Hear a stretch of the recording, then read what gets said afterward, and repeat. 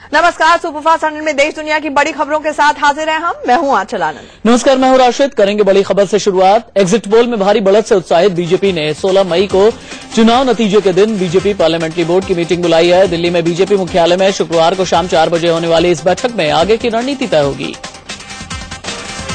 Exit poll में नरेंद्र मोदी की सरकार बनने की संभावना के बीच उनके मंत्रिमंडल को लेकर अब कयास लगने शुरू हो गए हैं। सूत्रों से खबर यह है कि बीजेपी अध्यक्ष राजनाथ सिंह गृह मंत्री हो सकते हैं। वहीं विदेश मंत्री के तौर पर अरुण जेटली का नाम सामने आ रहा है। सूत्रों से खबर है कि मोदी की सरकार बनने की स्थिति में पहली बार किसी महिला को रक्षा मंत्रालय की कमान सौंपी जा सकती है और वो नाम सुषमा स्वराज का हो सकता है। वहीं मुरली मनोहर जोशी को मानव संसाधन विकास मंत्रालय दिए जाने की संभावना है। मोदी की सरकार बनने की सूरत में आरबीआई के पूर्व गवर्नर विमल जालान या फिर एचडीएफसी बैंक के चेयरमैन दीपक पारेख को वित्त मंत्री बनाया जा सकता है। सूत्रों से खबर आ रही है कि स्मृति ईरानी को सूचना प्रसारण मंत्रालय दिया जा सकता है। वैसे भी कैबिनेट के अहम मंत्रालयों का फैसला नरेंद्र मोदी अकेले नहीं ले पाएंगे। सूत्रों से खबर है कि आरएसएस की मर्जी से ही वित्त, रक्षा, गृह और विदेश मंत्री जैसे अहम पद तय होंगे। बताया जाता है कि एग्जिट पोल के बाद आरएसएस की एक अहम मीटिंग हुई है जिसमें बीजेपी नेता नितिन गडकरी भी मौजूद थे। सूत्रों से खबर यह भी आ रही है कि इस बैठक में आरएसएस ने संकेत दिए कि वित्त मंत्री, रक्षा मंत्री, गृह मंत्री और विदेश मंत्री उनकी पसंद का ही होगा। प्रधानमंत्री बनने की संभावना के बीच आज नरेंद्र मोदी गुजरात में बीजेपी विधायकों की बैठक करने वाले हैं। कहा जा रहा है कि मोदी अपने उत्तराधिकारी को लेकर चर्चा कर सकते हैं। हालांकि बीजेपी नेता विजय रूपानी इससे इनकार कर रहे हैं। मोदी की बीजेपी विधायकों के साथ होने वाली बैठक से पहले गुजरात बीजेपी की कोर कमेटी की बैठक भी हुई। गांधीनगर में हुई इस बैठक में गुजरात की मंत्री आनंदीबेन पटेल समेत कई वरिष्ठ नेता मौजूद थे। नरेंद्र मोदी की प्रधानमंत्री बनने की स्थिति में आनंदीबेन पटेल गुजरात की नई मुख्यमंत्री हो सकती हैं। हिंदुस्तान टाइम्स अखबार के मुताबिक गुजरात में मोदी कैबिनेट की सबसे ताकतवर मंत्री मानी जाने वाली आनंदीबेन सीएम की रेस में सबसे आगे हैं। सूत्रों से खबर यह आ रही है कि आनंदीबेन पटेल के नाम की चर्चा नरेंद्र मोदी ने आरएसएस प्रमुख मोहन भागवत और बीजेपी आला कमान से भी की है। आनंदीबेन नरेंद्र मोदी की बेहद भरोसेमंद मानी जाती हैं, इसीलिए मोदी उन्हीं को अपना उत्तराधिकारी बनाना चाहते हैं। हिंदुस्तान टाइम्स अखबार ने सूत्रों के हवाले से लिखा है कि आनंदीबेन पटेल के नाम का औपचारिक ऐलान लोकसभा चुनाव के नतीजे आने के तुरंत बाद हो सकता है। अखबार का दावा यह भी है कि 20 मई से पहले आनंदीबेन सीएम पद की शपथ भी ले सकती हैं। आनंदीबेन पटेल साल 1998 से ही गुजरात सरकार में मंत्री हैं। वो मोदी कैबिनेट की सबसे अनुभवी और तेज तर्रार मंत्री हैं। फिलहाल वो राजस्व, सड़क और भवन निर्माण के साथ साथ शहरी विकास जैसे महत्वपूर्ण मंत्रालय संभाल रहे हैं। चुनावी सरगर्मी खत्म होते ही गुजरात के मुख्यमंत्री नरेंद्र मोदी सरकारी कामकाज में जुट गए हैं। आज गांधीनगर में उन्होंने पानी की किल्लत को लेकर मीटिंग की। इस बैठक में मोदी कैबिनेट के मंत्रियों के साथ साथ कई ऑफिसर्स भी मौजूद थे। एग्जिट पोल में एनडीए की सरकार बनने के आसार हैं, लेकिन 16 मई को 16वीं लोकसभा के नतीजे आने से पहले ही राष्ट्रपति भवन भी एक्शन में आ गए हैं। पीएम और नई सरकार के शपथ ग्रहण समारोह की तैयारियां राष्ट्रपति भवन में जोर शोर से चल रही हैं। एग्जिट पोल के नतीजे आते ही नरेंद्र मोदी की सुरक्षा और कड़ी कर दी गई है। मोदी को लेकर आईबी को कई इनपुट्स भी मिले हैं। इसके बाद मोदी की सुरक्षा में लगे एनएसजी कमांडोज की संख्या बढ़ा दी गई। मोदी को पहले से ही Z+ की सिक्योरिटी मिली हुई है, लेकिन एग्जिट पोल आने के बाद मोदी पर खतरे की आशंका को देखते हुए सुरक्षा में और इजाफा किया गया है और मोदी को दी जा रही सुरक्षा एसपीजी के मुकाबले कहीं ज्यादा। दिल्ली में बीजेपी के पूर्व अध्यक्ष नितिन गडकरी ने वरिष्ठ नेता लालकृष्ण आडवाणी से मुलाकात की। गडकरी आडवाणी के घर पहुंचे और एग्जिट पोल के बाद के ताजा राजनीतिक हालात पर चर्चा की। बीजेपी के पूर्व अध्यक्ष नितिन गडकरी ने सोमवार को गांधीनगर में नरेंद्र मोदी से मुलाकात कर सियासी हालात पर भी चर्चा की। गडकरी ने कहा कि एनडीए में कोई दल आता है तो परहेज नहीं। हमको भारतीय जनता पार्टी और आज की जो वर्तमान एनडीए है उसको बहुमत मिलने के बाद में भी जो भी पार्टी हमारे साथ आना चाहती है उनको सबको साथ में लेकर जाना, यही हमारा स्वभाव रहा है। भले एग्जिट पोल में एनडीए को साफ बहुमत मिलता दिखाया जा रहा हो, लेकिन ऐसे नतीजे नहीं आने पर बहुमत का आंकड़ा जुटाने के लिए बीजेपी कुछ क्षेत्रीय दलों को अपने पाले में लाने की कवायद में जुटेगी और बीजेडी, टीआरएस, वाईएसआर कांग्रेस से बात करेगी। नरेंद्र मोदी के पीएम बनने की संभावना से मोदी की इकलौती बहन वासंतीबेन बेहद गदगद हैं। वासंतीबेन मोदी ने कहा है कि अपने भाई का पहला राज तिलक वो ही करेंगी। मोदी के सीएम बनने पर भी सबसे पहले उनकी बहन ने ही राज तिलक किया था। मोदी की बहन वासंतीबेन गुजरात के मेहसाणा में रहती हैं और अपने भाई से वो गाहे बगाहे मिलती भी रहती हैं। रक्षाबंधन के मौके पर वो मोदी को राखी भी बांधती रही हैं। वो चाहती हैं कि इस बार दिल्ली में पीएम आवास जाकर वो मोदी को राखी बांधें। एग्जिट पोल में नरेंद्र मोदी सरकार बनने की संभावना के बीच अमेरिकी राष्ट्रपति बराक ओबामा का बयान आया है। उन्होंने कहा है कि वो नई सरकार के साथ काम करने के लिए बिल्कुल तैयार हैं। ओबामा ने यह भी कहा है कि दोनों देशों के संबंध और मजबूत होंगे। बीजेपी नेता प्रकाश जावड़ेकर ने बराक ओबामा के बयान का स्वागत किया है। उन्होंने कहा कि अमेरिका भी संकेत दे रहा है कि देश में हवा किस दिशा में चल रही है। ओबामा की प्रतिक्रिया पर कांग्रेस प्रवक्ता मीम अफजल ने कहा है कि शुरुआत में सभी देश अच्छाई की ही बात करते हैं, बाद में विदेश नीति बनने के बाद असलियत का पता चलता है। हर कंट्री इसी तरह से बोलती है और बोलना भी चाहिए, और हम भी इसी तरह की बातें करते हैं। आगे चलने के बाद जब सरकार की पॉलिसीज सामने आती हैं, उसके बाद पता लगता है कौन कितना पानी में है। प्रधानमंत्री कार्यालय के स्टाफ ने मनमोहन सिंह को आज विदाई दी। पीएमओ के करीब 110 अधिकारियों कर्मचारियों की तरफ से पीएम को गुलदस्ता भी भेंट किया गया। पीएम ने अपने स्टाफ का शुक्रिया भी अदा किया और कहा कि आप लोगों ने देश की अच्छी सेवा की। एग्जिट पोल में भारी हार के आसार के बीच आज प्रधानमंत्री डॉक्टर मनमोहन सिंह ने अपनी कैबिनेट के साथ आखिरी मीटिंग भी की। मौजूदा यूपीए सरकार की इस आखिरी कैबिनेट बैठक में प्रधानमंत्री ने अपने सहयोगियों के साथ चर्चा की। 17 मई को प्रधानमंत्री मनमोहन सिंह 7 RCR का पीएम आवास छोड़ देंगे और 3 मोतीलाल नेहरू वाले नए बंगले में शिफ्ट हो जाएंगे। इस बंगले में काम तकरीबन पूरा हो गया है। यहां पहले दिल्ली की मुख्यमंत्री होने के दौरान शीला दीक्षित रहती थी। प्रधानमंत्री डॉक्टर मनमोहन सिंह अपने सरकारी आवास 7 RCR से 17 मई को विदा ले लेंगे। रिटायरमेंट से पहले आज पीएम ने अपने पूरे स्टाफ को डिनर पर आमंत्रित किया है। बीजेपी नेता अरुण जेटली ने प्रधानमंत्री मनमोहन सिंह की तारीफ की है। जेटली ने मनमोहन सिंह को सयाना आदमी बताते हुए कहा कि वो अपने सामने आने वाले विषयों पर पूरी जानकारी रखते थे और पूरी तैयारी के साथ बात करते थे। एग्जिट पोल में कांग्रेस की करारी हार की आशंका के बीच कांग्रेस पार्टी उपाध्यक्ष राहुल गांधी के बचाव में आ गई है।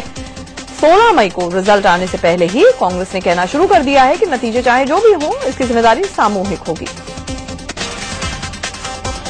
बीजेपी प्रवक्ता प्रकाश जावड़ेकर ने कहा है कि कांग्रेस में जब भी क्रेडिट लेने की बात आती है तो सोनिया गांधी और राहुल गांधी को आगे कर दिया जाता है, लेकिन जब इस चुनाव में करारी हार दिखने लगी तो कांग्रेस सामूहिक जिम्मेदारी की बात करने लगी है।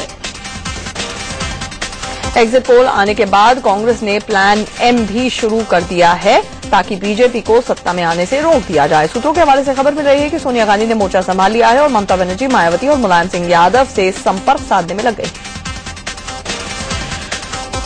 एग्जिट पोल के नतीजों के बाद कांग्रेस ने हार कबूल करने के संकेत दे दिए हैं। केंद्रीय मंत्री जयराम रमेश ने मोदी का नाम लिए बिना कहा है कि कांग्रेस पार्टी एक व्यक्ति के आगे लाचार हो गई।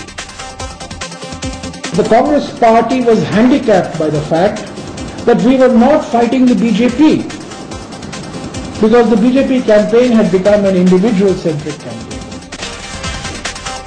जयराम रमेश ने कहा है कि पूरा चुनाव व्यक्ति केंद्रित हो जाने से उसका मुकाबला कांग्रेस नहीं कर पाई। उन्होंने कहा कि बीजेपी ने पहले चरण के चुनाव के दिन मैनिफेस्टो जारी किया, जिससे बीजेपी और उसकी विचारधारा को कांग्रेस मुद्दा बना नहीं पाई। कांग्रेस नेता रीता बहुगुणा जोशी ने भी एग्जिट पोल पर साफगोई दिखाई और कहा कि कांग्रेस के 10 साल सत्ता में रहने के बाद हो सकता है कि लोग अब बदलाव चाह रहे हों। 10 साल हम लोग सत्ता में थे, शायद परिवर्तन की भी इच्छा लोगों के मन में रही होगी, लेकिन ये कैसे वोटों में परिणित हुई, क्या इसके परिणाम हुए, ये तो रिजल्ट आने के बाद ही पता चलेगा। हालांकि कांग्रेस प्रवक्ता मीम अफजल ने दावा किया है कि बीजेपी सबसे बड़ी पार्टी बनने के बावजूद उसी तरह केंद्र में सरकार नहीं बना पाएगी जैसे दिल्ली में नहीं बना पाई। वहीं कांग्रेस महासचिव दिग्विजय सिंह ने ट्वीट करके कहा है कि जिस देश में 80 करोड़ मतदाता हैं, वहां कुछ लाख सैंपल साइज के साथ चुनाव नतीजे का सर्वे कैसे किया जा सकता है। कम से कम हमें 16 मई तक का इंतजार करना चाहिए। चुनाव के दौरान 100 सीटों से ज्यादा जीतने का दावा करने वाले आम आदमी पार्टी के सुर एग्जिट पोल आने के बाद बदल गए हैं। आम आदमी पार्टी के नेता कुमार विश्वास ने माना है कि पार्टी से कुछ गलतियां हुई हैं जिन पर विचार करना होगा। जब हमने छोड़ी थी सरकार तब हमको यही करना चाहिए था। हमको पूरी दिल्ली को संज्ञान में लेना चाहिए था। हमें खूब सारी बातें करनी चाहिए थी। मैं तो था नहीं यहाँ पर, मैं तो अमेठी में था, लेकिन ये निर्णय में हमें देरी हुई। तो ऐसी कुछ गलतियां की हैं जिन पर हम सोचते हैं कि इस चुनाव के बाद संगठन बैठ के विचार करेगा। वहीं आम आदमी पार्टी के नेता चुनावी सर्वे करते रहे। योगेंद्र यादव को एग्जिट पोल में बीजेपी को मिल रही सीटों पर भरोसा नहीं है, लेकिन वो ये मान रहे हैं कि बीजेपी अब तक का सबसे बेहतर प्रदर्शन करने वाली है। सर्वेक्षण को देखना है तो वो वोट शेयर का अनुमान क्या दे रहे हैं, केवल वो देखना चाहिए। सीटों की भविष्यवाणी पर बहुत ध्यान नहीं देना चाहिए। भारतीय जनता पार्टी अपने इतिहास में सबसे अच्छी परफॉर्मेंस कर सकती है और कांग्रेस अपने इतिहास की सबसे खराब परफॉर्मेंस की तरफ जा रही है। वहीं एग्जिट पोल के नतीजों से उत्साहित बीजेपी नेता अभी से जश्न के मूड में आ गए हैं। बीजेपी प्रवक्ता मुख्तार अब्बास नकवी के घर में जुटे नेता गीत संगीत और हंसी ठिठोली करते नजर आए। में तूफान उठा है, जनता का अरमान उठा है, हर दिल में तूफान उठा है। एग्जिट पोल में बीजेपी को भारी बढ़त और एनडीए को बहुमत मिलने की संभावना से बीजेपी गदगद है। हालांकि बीजेपी नेता प्रकाश जावड़ेकर का दावा है कि 16 मई को नतीजे और बेहतर आएंगे। एग्जिट पोल जो आए हैं उससे भी ज्यादा बेहतर नतीजे आएंगे, यह हमारा पूर्ण विश्वास है कि एनडीए बहुत शानदार तरीके से सफल हो रही है।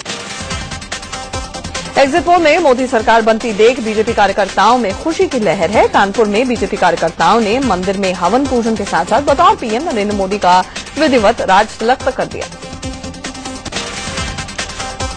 इलाहाबाद में बीजेपी कार्यकर्ताओं ने चुनाव नतीजे आने से पहले ही जमकर जश्न मनाया। एग्जिट पोल में जिस तरह मोदी सरकार बनती दिख रही है, उसी से उत्साहित कार्यकर्ताओं ने ढोल नगाड़ों की थाप पर झूमकर खुशी जाहिर की। लोकसभा चुनाव का एग्जिट पोल पेश होते ही सेंसेक्स ने 24,000 और निफ्टी ने 7,100 के नए शिखर को छू लिया। सेंसेक्स 320 अंक चढ़कर 23,871 और निफ्टी 94 अंक चढ़कर 7,109 पर बंद हुआ। एग्जिट पोल आने के बाद आरएलडी नेता अमर सिंह ने मोदी की जमकर तारीफ की है। अमर सिंह को मोदी में वाजपेयी आडवाणी की छवि भी नजर आने लगी है।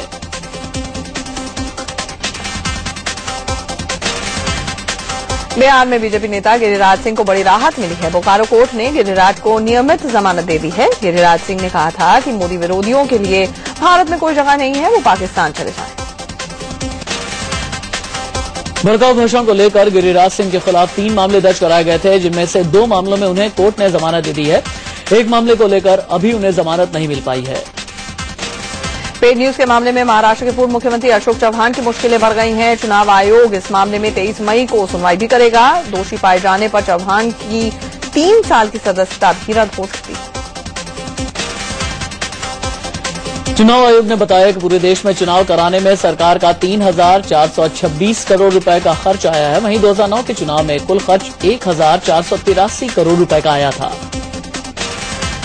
दिल्ली में 16 मई को होने वाली वोटों की गिनती के लिए 7 मतगणना केंद्र बनाए गए हैं। दिल्ली के चुनाव आयुक्त विजय देव ने इन मतदान केंद्रों की तैयारियों पर जायजा लिया। यूपी सरकार के कैबिनेट मंत्री आजम खान ने एक बार फिर चुनाव आयोग पर पक्षपात करने का आरोप लगाया। आजम ने कहा कि सरकार चाहे किसी की बने, लेकिन चुनाव आयोग को मोदी नवाजी का अड्डा न बनाया जाए। भागलपुर से बीजेपी उम्मीदवार शाहनवाज हुसैन ने नतीजे आने से ठीक पहले अजमेर पहुंचकर ख्वाजा मोइनुद्दीन चिश्ती की दरगाह पर जियारत की। शाहनवाज ने नमाज अदा करते हुए पार्टी की जीत की दुआ मांगी। दिल्ली में पीएम मनमोहन सिंह ने पूर्व राष्ट्रपति फखरुद्दीन अली अहमद को उनकी 109वीं जयंती के मौके पर श्रद्धांजलि दी। फखरुद्दीन अली अहमद 1974 से 1977 के बीच देश के 5वें राष्ट्रपति रहे। हरियाणा में रियल एस्टेट डेवलपर्स को लाइसेंस देने के मामले में सीबीआई की जांच पर दिल्ली हाईकोर्ट ने 21 मई को सुनवाई टाल दी है। इनमें से एक मामला कथित रूप से कांग्रेस अध्यक्ष सोनिया गांधी के दामाद रॉबर्ट वाड्रा से जुड़ा है। आसाराम यौन उत्पीड़न मामले में आज जोधपुर सेशंस कोर्ट में पीड़ित से जिरह अधूरी रही। अब कल भी जिरह का काम चलेगा। हालांकि आसाराम के वकील पीड़ित का बयान दर्ज करने का विरोध कर रहे थे। मुंबई में मॉडल से रेप के आरोपी फिल्म अभिनेता इंद्र कुमार को 27 मई तक न्यायिक हिरासत में भेज दिया गया है। पुलिस ने उन्हें मुंबई के अंधेरी कोर्ट में पेश किया। धोखाधड़ी के केस में अभिनेता सुनील शेट्टी को जोधपुर हाईकोर्ट से राहत मिली है। सुनील शेट्टी पर एक फिल्म निर्देशक ने 21 लाख रुपए लेकर फिल्म में काम करने से इनकार करने का आरोप लगाया था। कोर्ट ने इस मामले में पुलिस कार्रवाई पर रोक लगा दी है। सुपरफास्ट 100 में अभी वक्त है छोटे से ब्रेक का। ब्रेक के बाद आपको दिखाएंगे लुटेरों के गैंग ने एक ज्वेलर को लूट लिया। लुटेरे गैंग ने साजिश के तहत ज्वेलर की दुकान पर लूट की वारदात को अंजाम दिया। साजिश के तहत सबसे पहले एक महिला ने ज्वेलर से सोने के कंगन दिखाने को कहा। ज्वेलर ने जैसे ही सोने के 8 कंगन काउंटर पर रखे तो 2 लुटेरे दुकान में घुस आए। एक ने तमंचा दिखाया और दूसरे ने कंगन बैग में डाल दिए। सोने के लाखों के कंगन बैग में रखने के बाद महिला और उसके 2 साथी फरार हो गए। बिहार के औरंगाबाद में गुस्साई भीड़ ने एक डंपर में तोड़फोड़ कर उसे आग के हवाले कर दिया। इस डंपर ने स्कूल जा रहे बच्चे को रौंद दिया था। बच्चे की मौत से गुस्साए लोगों ने जमकर बवाल किया। भीड़ ने पीड़ित परिवार को मुआवजे और डंपर ड्राइवर की गिरफ्तारी की मांग को लेकर घंटों जाम किया। गुजरात के खेड़ा जिले में हुए एक सड़क हादसे में 4 लोगों की मौत हो गई। बताया जा रहा है कि टायर फटने की वजह से कार अहमदाबाद वडोदरा एक्सप्रेसवे पर खड़ी। यूपी के बहराइच में दर्दनाक सड़क हादसे में एक ही परिवार के 7 लोगों की मौत हो गई। गोरखपुर में गोलघर इलाके में उस समय हड़कंप मच गया जब एक ट्रांसफार्मर में अचानक से आग लगी। सोमवार को पश्चिम बंगाल के कोलाघाट में एक थर्मल पावर प्लांट में लगी आग से हड़कंप मच गया। दिल्ली में क्राइम ब्रांच की टीम ने हथियार तस्कर गिरोह का पर्दाफाश किया है। दिल्ली पुलिस की क्राइम ब्रांच टीम ने हाईवे पर लूटपाट करने वाले गिरोह का पर्दाफाश किया है।